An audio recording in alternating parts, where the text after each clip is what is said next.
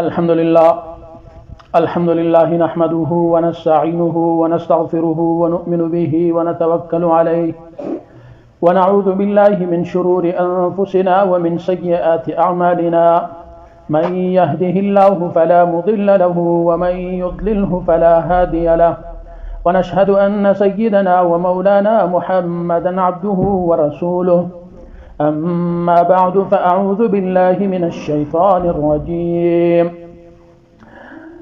يا أيها الذين آمنوا إذا نودي للصلاة من يوم الجمعة فاسعوا إلى ذكر الله وقال النبي صلى الله عليه وسلم الصلاة عماد الدين من أقامها فقد أقام الدين ومن هدمها فقد هدم الدين صدق الله العظيم. زما قدر منو اوریدونکو د الله تبارک وتعالى پر موږ تاسو باندې یو خصوصي احسان او فضل وسو چې موږ تاسو د قرآن او د حدیث د خبرو او د بیان اوریدلو د پاره الله پاک دلته راجمع کړو. نو دا د الله پاک ډیر زیات احسان وسو. الله تبارک وتعالى په دغه آیت کې چې ما تاسو په مخ کې بیان کړي په دې کې الله تبارک وتعالى د لمانځه فضیلت، د لمانځه مقام، د لمانځه درجه دا بیان کړی دا. او په یو بل آیت کې الله تبارک وتعالى فرمایي وای مؤمنانو ته، مسلمانانو ته که یو وخت تکلیف ورسیږي نو دوی دې داسې کوي چې واستعینوا بالصبر والصلاة. د هرې مسئلې او د پریشانی حل چې دی الله پاک وایي ما په لمانځه کې یشي دی او د هغه حل په صبر کې دی. نو قدرمنو لمونځ دومره عظیم عبادت دی چې هغه د الله سره هم کلام کېدل دي. حضرت علی رضی الله عنه فرمایي وای چې کله زما زړه وغواړي چې زه د الله سره خبرې وکم نو زه پر لمانځه ودرېږم، لمونځ شروع کړم. او چې کله دا وغواړم چې الله د ما سره خبرې وکړي نو بیا زه قرآن مجید راواخم، د هغه تلاوت شروع کړم. بیا په یو بل آیت کې په سورة المدثر 29 سپاره کې د جهنم والاو په باره کې راځي چې د جهنميانو څخه به پوښتنه وشي چې ما سلککم فی سقر، تاسو د جهنم ته څه شي راورسوله؟ دوی به په جواب کې دا ورته ووایي چې لم نکو من المصلین، موږ لمنځونه نه کول. موږ د جهنم د راتګ غټه وجه دا ده چې موږ لمنځونه نه کول، الله پاک نن موږ جهنم ته راوستو. نو قدرمنو د لمانځه ډېر زیات مقام دی، د لمانځه ډېر زیات فضیلتونه بیان شوي دي. نبی علیه الصلاة والسلام فرمایي چې وایي الصلاة قرة عینی، په یو حدیث کې دی وایي قرة عینی فی الصلاة. نبی علیه السلام فرمایي وایي زما د سترګو ټنډک، زما سترګې چې خونه کې کېږي هغه په لمانځه باندې.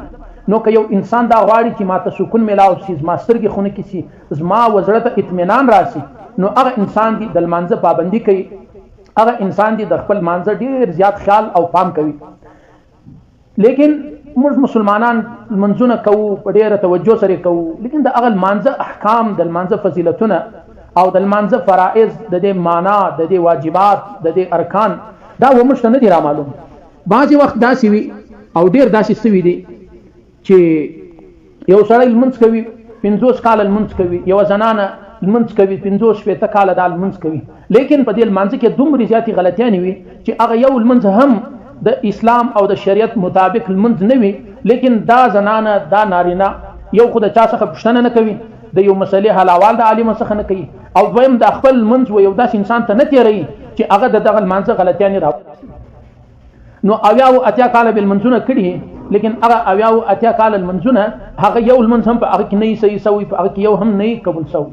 نو په دې باندې باید چې نن موږ تاسو د لمانځه په باره کې بیان واورو، او هر انسان که زنانه یې که نارینه یې هغه باید اول د خپل لمانځه خیال وساتي، او بیا د لمانځه چې کومې مسلې دي، د لمانځه چې کوم فرایض دي، د لمانځه چې کوم ارکان او واجبات دي، د لمانځه چې کومه معنا ده، انشاءالله پر تا باندې به موږ تاسو نن خبره کوو. دا بیان به اورو، دا بیان به تر بل خور پورې، تر بل مسلمان پورې به رسو، او نن به په بیان باندې ډېر زیات سر خلاصو. ولی په حدیث شریف کې راځي وای ان اول ما يسأل به العبد من عمله يوم القيامه الصلاه.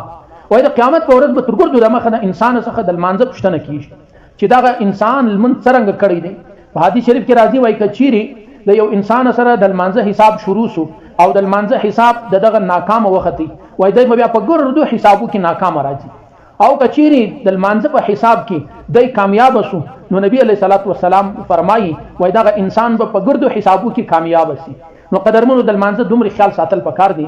بیا نبی علیه الصلاۃ والسلام په یو حدیث کې دا هم فرمایي وای چې کله الله تبارک وتعالى د انسان څخه د لمانځه حساب کتاب شروع کی او د حساب کتاب د فرض منځوغه کم وخیزي، بیا الله تبارک وتعالى و ملائکه ته وایي چې وای د هغه نفلونه چې د کړي دي هغه راواخي، هغه هم په فرض کې ور حساب کوي چې د فرض خانه پوره کیږي کیا.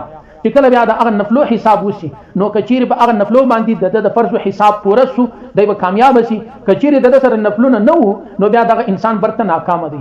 د دې څخه مشتاسو ته یو خبره ملاو شو چې باید د لمانځه سره مشتاسو نفلونه هم ملګری، بیا زموږ هغه لمونځ ډیر زورور دی.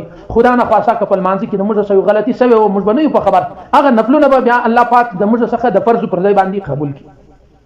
نو تر ګردو دمه قدرمنو د لمانځه د ارکانو په باره کې وایو. د لمانځه د ارکانو په باره کې اسانه خبر کوو چې د لمانځه و ارکان دي. د لمانځه ارکان و دي، یعنی د ارکان په دې باندې بعضی کسان دې ته فرائض وایي، ارکان ورته وایي، لیکن موږ فرائض په لمانځه کې دننه او ارکان د لمانځه څخه د باندې. اول تاسو هغه و ارکان واوري چې هغه ضروري او لازمي دي، په هغه کې تر ګردو د مخه و هغه ته موږ تاسو ارکان هم ویلی شو، شرایط هم ویلی شو. تر ګردو د مخه دا دی چې د انسان بدن به پاک، دا اول. دویم شرط هغه چې دی د کپړو پاکی ده. کوم انسان منځ کوي د هغه سړی به کپړې پاکي وي او چې پر کومه مسله باندې منځ کوي هغه مسله به هم پاک کوي. دا دوا. او دریم که نارینه وي که زنانه وي د هغه بدن به پټ، دې ته موږ تاسو ستر عورت وایو. د نارینه لپاره د نامه څخه بیا تر ګوډو پوري او د زنانې لپاره دغه د لاس چې کومه چمبه ده د مړوندو څخه وروسته بیا د مخ چې کومه کاسه ده هغه هم د یو غوږ چې کم ختمېده دي د دا ځای څخه بیا د بل غوږ تر نرمۍ پوري او د غرنګه د ځنې څخه بیا د تندي تر ویښتانو پوري دومره په شریعت کې د مخ لڅېدو په لمانځه کې اجازت شته. او د غرنګه لاس د مړوندو بغیره او د غرنګه پښې د بجلکو او د بډۍ څخه بغیره دغه لاس پښې او د مخ کاسه د دې بغیره د ټوله بدن ټول د زنانې لپاره فرض دی فرض دی فرض دی. که خدا نه خواسته د یو زنانې لستونی کوچني یا غاړه کوچني جوړه کړي د دې مزغه ښکاره کیږي، غاړه ښکاره کیږي، یا سر ښکاره کیږي، یا کپڑے یا پړونی دومره نری چې هغه پر سر واچي پر بدن واچي بیا هم بدن ښکاره کیږي، دغه زنانې لمونځ نه کیږي، بالکل په دې کپړو کې لمونځ نه دی صحیح. دا درې شرط. څلورم شرط چې دی هغه پر کم ځای چې لمونځ کوي هغه ځای به هم پاک. او پنځم چې د کم وخت لمونځ کوي د هغه لمانځه وخت به هم وي. لکه اوس مثال کې طور پر یو زنانه د مازیګر لمونځ کوي نو شرط یو دا هم دی چې د مازیګر وخت به وي، بیا د هغه لمانځه یو شرط پوره شو. او شپږم هغه چې دی د قبلې په خوا مخ ګرځول، چې یو انسان لمونځ کوي د قبلې په خوا مخ نه وي نو د لمانځه شرط نه دی پوره، دغه لمونځ نه دی صحیح. دا شپږ. اوم او آخري چې دی د لمانځه نیت کول دي. نیت مطلب چې زه دا وخت لمونځ کوم، یو خو هغه په خوله نیت ویل دي، دا هغه نه شي، دا به ته په زړه کې دا اراده کوي چې زه دا وخت دومره رکعتونه لمونځ کوم. دا غسلو د لمانځه و شرطونه یو واری بیا واوري. اول دی د بدن پاکي، دا څوکا تاسو زده کوئ، تاسو به هم بیا پیاد. او دویم د کپړو او د مسلې چې پر کومه مسله جای نماز باندې تیل منځ کوي هغه به پاک وي. او دریم ستر عورت، بدن پټول، د نارینه خپل حساب د زنانو ده هغه ما تاسو ته بیان کړل. څلورم پر کوم ځای چې لمونځ کوي هغه ځای به پاک وي. او پنځم د کوم لمونځ چې کوي د هغه لمانځه وخت به داخل وي، بیا هغه لمونځ صحیح دی. او شپږم د قبلې وخواته به مخ وي، دغه د لمانځه شپږم شرط شو. او آخري اوم د لمانځه لپاره نیت کول دي. دغه څو د لمانځه و شرطونه کدا شرطو کې یو هم کم وي نو د هغه انسان بیا د دې بعد لمونځ نه صحیح کیږي. د دې څخه وروسته شپږ فرضونه او ارکان هغه موږ تاسو په لمانځه کې دننه ادا کوو او هغه ته به فرض وایو یا به ارکان وایو، هغه د باندې چې هغه ته به شرایط وایو. په لمانځه کې دننه اول فرض، د فرض تعریف واوي قدرمنو. د فرض مطلب دا دی کچیر په لمانځه کې د یو چا څخه بے پامه پاتې شو یا قصدن پرې شوی په یو صورت کې هم د هغه لمونځ نه دی صحیح. که بیا سجده ساوه وکړي، که دوې سجده ساوه وکړي، که هر څو وکړي د هغه انسان لمونځ بیا نه دی صحیح. که به قصد پرې شوی، که بې پامه پرې شوی. دا د فرض په باره کې د شریعت فیصله ده. د فرایض په باره کې په لمانځه کې ټوټل شپږ فرض دي. اول چې دی تکبیر تحریمه ده، دا موږ چې کوم نیت تړو الله اکبر چې وایو، دغه الله اکبر دغه ویل دا فرض دی، د دې بغیر نه لمونځ شروع کیږي نه لمونځ کیږي. او دویم فرض هغه په لمانځه کې ولاړه ده، چې کوم انسان ناجوړه نه وي، مریض نه وي، ډاکټر نه ورته ویلي دی په خپله پر پښو نشي درېدی یا عمر دومره زیات نه وي چې دی پر پښو ودرېږي، د هغه انسان دپاره په لمانځه کې ولاړه چې موږ تاسو قیامه ورته وایو، دا قیامه فرض ده. فرض منځ او واجب المنځ هغه بغیر قیامي دا لمونځ نه دی صحیح. که یو نارینه یو زنانه هغه دا غواړي چې زه دې نفل وکم په ناستې وکم، نو د هغه زنانې دپاره د شریعت د خوا څخه اجازت دی چې دا د نفل په ناستې وکړي، په هغه کې چونکې قیامه او ولاړه نه راځي، بیا هم د دې لمونځ صحیح دی.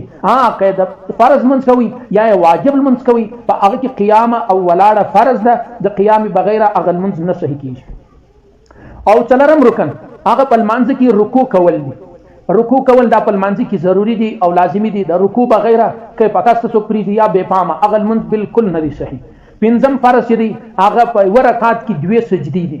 په یوه رکعت کې چې کومې 2 سجدې دي، دا 2 سجدې کول دا فرض دي. په هر رکعت کې 2 سجدې کول دا د لمانځه د فرائضو څخه دي.